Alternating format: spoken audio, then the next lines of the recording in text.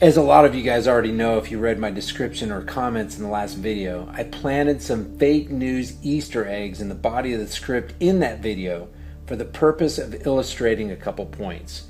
Hopefully these points are instructive, and hopefully you won't take offense at me having done this.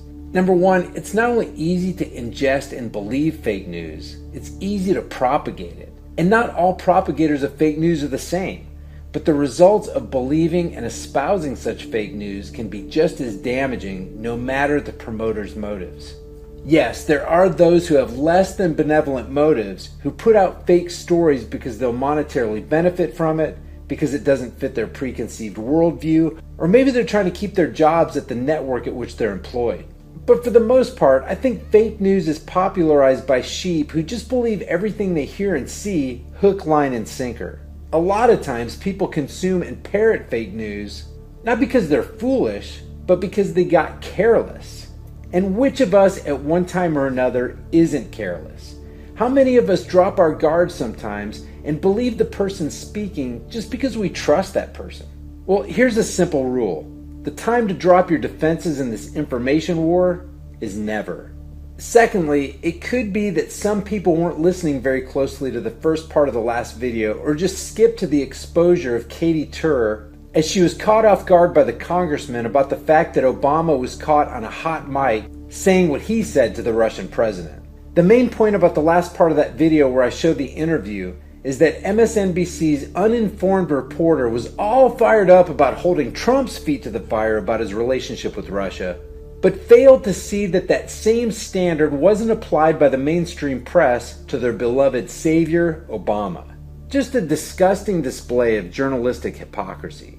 Another thing about fake news is that it's a lie that polarizes the uninformed. Being polarized by holding to facts is one thing, but being polarized by fallacies that promote some sinister agenda is another. The last reason is that I wanted to see, of those who did catch the fairly obvious falsehoods in the last video, who would have patience with me in disagreement, stick around and apply some logical, fact-based correction and persuade me and others with truth and logic, without pressing the eject button and unsubscribing. Now don't get me wrong, I totally understand why somebody would unsubscribe. I knew when I launched this video that some people were probably going to get pretty pissed at me about this, and rightly so. It's completely understandable why somebody would just unload on me and slam me for promoting fake news. After all, I would deserve it. But I kind of had to know for myself just how easy it would be to pass something off as truth when it pretty clearly wasn't. Like Brzezinski being a part of the KGB. Now, if you didn't catch the falsehoods, I don't want you to feel bad. Sure, you may kick yourself, but I'm not kicking you.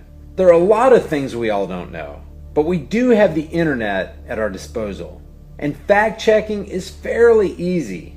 Pretty much anything anybody says on the internet, you can open up a window in a new screen, hit Google, and find out if what they said checks out.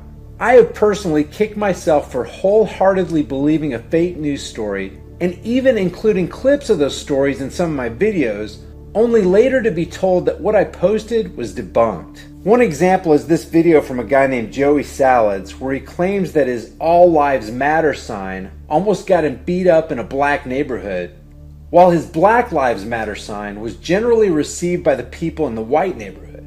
When the white people did disagree with him, it was in a passive, non-violent way. Turns out the entire video was a complete lie.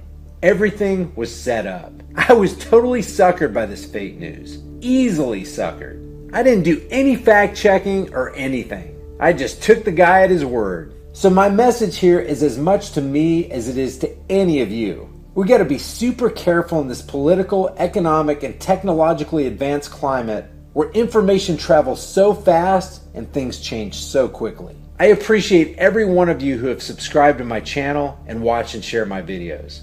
I'm a human being. If you catch an error in my content, please let me know about it. If I find out that what you said was true and what I said was false, it will be corrected and I will make that public.